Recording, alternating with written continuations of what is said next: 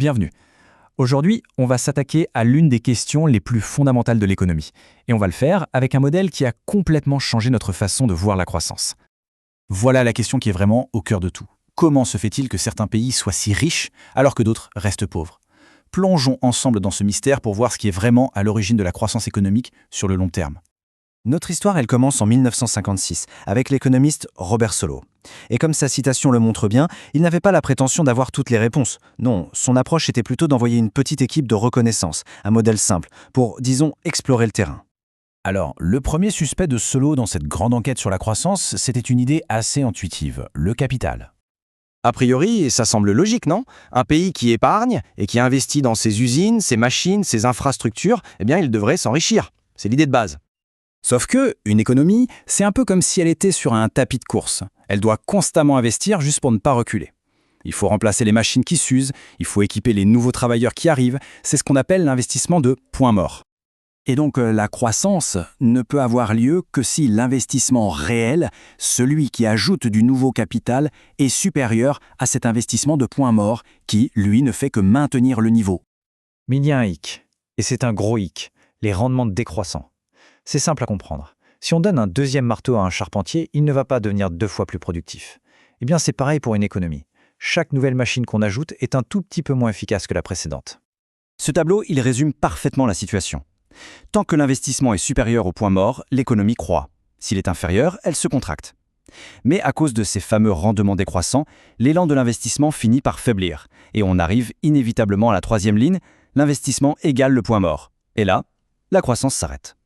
Ça nous mène à une conclusion assez étonnante, qu'on appelle l'état stationnaire. C'est un point où l'économie, en quelque sorte, se heurte à un mur. La croissance par habitant s'arrête net. Le point crucial à retenir ici, c'est que notre premier suspect, le capital, ne suffit pas. L'accumulation de capital seul ne peut pas expliquer une croissance soutenue sur le long terme. C'est une impasse. Et c'est là que le modèle de Solow devient vraiment brillant. Il nous offre un premier rebondissement. Le véritable moteur de la croissance, ce n'est pas le capital, c'est la technologie. Le progrès technologique, c'est quoi? Ce sont de meilleures idées, des processus plus efficaces. C'est l'ingrédient magique qui permet de produire toujours plus avec la même quantité de capital et de travail. C'est ça qui fait reculer le mur des rendements décroissants. Toute cette croissance qui ne pouvait pas être expliquée par le capital ou le travail, on l'a appelé le résidu de Solow. Et cette citation, elle est géniale parce qu'elle dit que ce résidu, c'est en fait la mesure de notre ignorance. On peut mesurer son effet, mais on ne sait pas vraiment ce qu'il y a dans cette boîte noire du progrès. Ok, donc ajouter la technologie, c'était un énorme pas en avant. Mais ça n'a pas tout résolu, loin de là. En fait, quand les économistes ont comparé le modèle à la réalité, ils ont découvert un autre problème, et pas des moindres. Le modèle prédisait que les pays les plus riches devraient être, au maximum, 4 fois plus riches que les plus pauvres. Mais quand on regarde les vrais chiffres, l'écart est plus proche de 40 fois. C'est 10 fois plus que la prédiction. Cet échec était massif. Le modèle passait complètement à côté de la réalité des inégalités mondiales. Et ça, c'était un indice majeur, qui montrait qu'il manquait encore une pièce au puzzle. Le mystère s'épaississait. La révélation finale, elle, est arrivée bien plus tard, en 1992. 3 économistes, Mankiw, Romer et Weil, ont enfin trouvé la pièce manquante.